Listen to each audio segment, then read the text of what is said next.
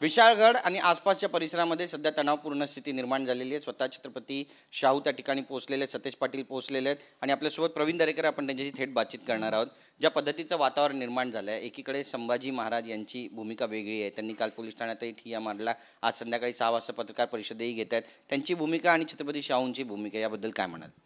नाही, मला वाटतं शाहू महाराज निवडणुकीमध्ये एका विशिष्ट समाजानं त्यांना किंवा काँग्रेस पक्षाला मतदान केलंय त्याच्याशी इमानदार राहण्याचा प्रयत्न करतायत, किंबहुना त्याचे उतराई होण्याचा प्रयत्न करतायत हे स्पष्ट दिसते।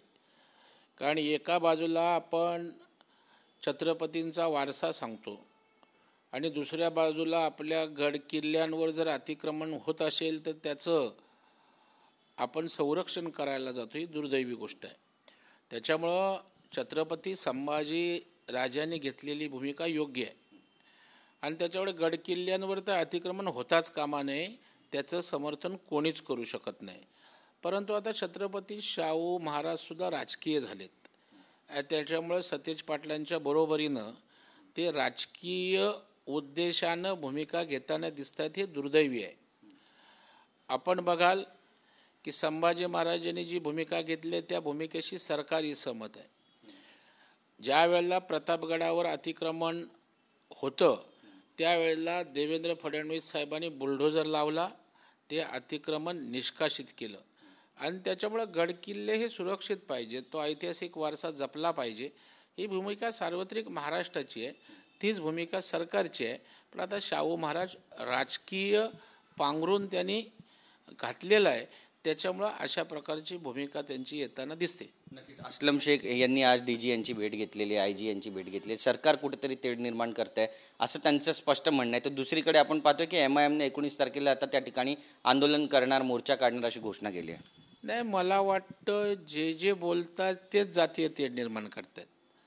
आता आगीत तेल ओतण्याचं काम ना, डीजीना भेटणं, विषय त्या ठिकाणी चालवणं, MIM मोर्चा काढणं, जे पुन्हा तो विषय चालवणं, त्यापेक्षा सरकारी पातळीवर एकत्रित बसून त्याचं नियोजन होऊ शकतं, नियंत्रण होऊ शकतं, दिशा मिळू शकते। परंतु प्रत्येकाला आपली राजकीय पोळी भाजायची आहे, त्यातनं वातावरण गडूळ हो नाही तर जातीय तेढ हो, त्याचं दुर्दैवाने ह्यांना काहीच पडलेलं नाही। नक्कीच हर्षवर्धन पाटील आहेत, त्यांनी एक महत्त्वाचं विधान केलं, इचलकरंजी म्हणजे पाकव्याप्त काश्मीर झालेला आहे अशी त्यांनी टीका केली आहे। नाही, याचा संदर्भ काय मला माहीत नाही आहे की ते कुठल्या आधारे त्या ठिकाणी बोलले, त्यांचं वक्तव्य पाहून, संदर्भ पाहूनच यावर बोलता येईल। जितेंद्र आव्हाड म्हणतायत की अजितदादा हे एकनाथ शिंदे यांच्यावरती कुठेतरी राग ठेवू नयेत, कारण एकनाथ शिंदे यांनी निवडणुकीमध्ये बरेच पैसे वाटले, अजितदादांनी हेच पैसे घरी घेऊन गेले अशी टीका त्यांनी केली। या टीकेकडे कसं पाहता? नाही, मला वाटतं जितेंद्र आव्हाड बेताल बडबडण्यामध्ये माहीर आहे आणि मला वाटतं कुठल्याही प्रकारचा राग अजितदादांचा मुख्यमंत्र्यांवर नाही आहे, कारण ते शेवटी राज्याचे प्रमुख आहेत, त्यांच्या नेतृत्वाखाली अजितदादा काम करतात, देवेंद्रजी काम करतात आणि त्याच्यामुळं राग असायचं काय कारण नाही। आता बेताल जे बोलणारे आहेत त्यांना राग कुठून दिसला?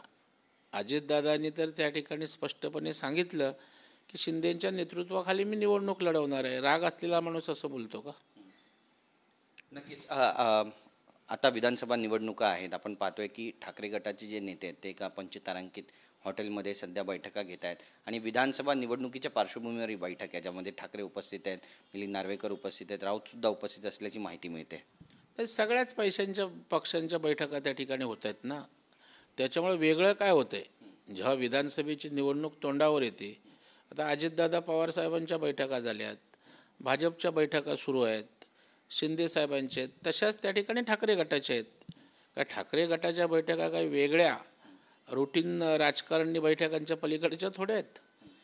निवडणुका आल्या की अशा बैठका होतच असतात, त्या त्यांच्या होताना दिसतात। मिलिंद नार्वेकर विधान परिषदेवर गेले, बरीचशी क्रॉस वोटिंग त्यांना झालेली दिसत आहे आणि काँग्रेसचे 7 आमदारांनी क्रॉस वोटिंग केलं असं म्हणत नाना पटोले आता दिल्लीत गेलेत, आमदारांवर कारवाईची टांगती तलवार सुद्धा आहे। पण यापूर्वीच म्हणण्यात आलं होतं की जवळपास 18 जण क्रॉस वोटिंग केलेले आहेत, तर यांच्यावर पण कारवाई होईल असं वाटतं? आपलं म्हणणं बरोबर आहे, 4-5 नाही तर 18 जणांनी त्या ठिकाणी महायुतीच्या उमेदवाराला मतदान केल्याचं प्रथमदर्शनी वाटतं. आता काँग्रेसमध्ये धमक आहे का कारवाई करायची. परत त्या आमदारांचंच म्हणणं आहे, त्यांनी चॅलेंज दिलेलं आहे की नाना पटोले त्या ठिकाणी अध्यक्ष असल्यामुळे अनेक अडचणी निर्माण होत आहेत. म्हणजे नाना पटोलेवरच राग त्यांचा आहे. उद्या हे सगळे आमदार एकत्रित येऊन नाना पटोलेलाच बदला कारवाई करा अशी मागणी पुढे आली नाही तर आश्चर्य वाटायला नको. सुनेत्राताई दिल्लीमध्ये कुणाला तरी भेटल्या आहेत, घरच्या जवळच्या व्यक्तीला भेटल्याची माहिती आहे, पण नेमके कुणाला भेटल्यात हे अजूनही स्पष्ट नाही. त्यांची गाडी त्या ठिकाणी दिसली, बरीचशी चर्चा झडते. आणि काल ज्या पद्धतीने छगन भुजबळ शरद पवारांच्या भेटीला गेलेले, अजितदादा कुठेतरी व्यथित आहेत आणि पुन्हा कमबॅक करण्याच्या तयारीत आहे, अशा चर्चा देखील झडत आहेत. काय म्हणाल? नाही, या चर्चा आता तुमच्याकडंच झडत आहेत, तुम्हालाच माहिती होती. आता आतमध्ये काय झालं ते पवारसाहेब आणि भुजबळ साहेबांनाच माहीत. दादांच्या मनात काय चाललं हे दादाच सांगतील. परंतु या वावड्या आहेत. मला वाटतं सुनेत्रा वहिनी त्या ठिकाणी गेल्या असतील तर तो पारिवारिक मामलाही असू शकतो. त्याच्यामुळे लगेच भेटींचा अर्थ त्या ठिकाणी कमबॅक आहे, कोण नाराज आहे, काहीतरी भविष्यातलं राजकीय गणित मांडलेत, ठोकताळे मांडलेत, असं काय मानायचं कारण नाही आहे. या बैठका होत असतात, भेटी होत असतात. परंतु आपल्या प्रसारमाध्यमांच्या माध्यमातून सोयीनं त्या ठिकाणी तर्कवितर्क लावले जातात. तसेच आता लागताना दिसत आहेत. पण भविष्यात काही मोठे बदल होतील का? महायुती अखंड जशी आहे तशीच राहील विधानसभेपर्यंत असं वाटतं? महायुती अखंड राहील. महायुतीमध्ये कुठल्याही प्रकारचं त्या ठिकाणी बेबनाव होणार नाही. तिन्ही नेत्यांनी एकत्रित लढण्याचा निश्चय केला आहे. महायुती एकत्रितपणे त्या ठिकाणी मेळावे घेत आहे, मनोमिलन होतं आहे. आणि पुन्हा एकदा महायुतीच्या माध्यमातूनच महायुतीचा झेंडा महाराष्ट्राच्या विधानसभेवर फडकावायचा आहे. याच्यामध्ये तिन्ही नेत्यांचं, तिन्ही पक्षांचं दुमत अजिबात नाही. आमच्याशी बोलल्याबद्दल. कॅमेरा पर्सन आदिल सह गिरीश गायकवाड, TV9 मराठी, मुंबई.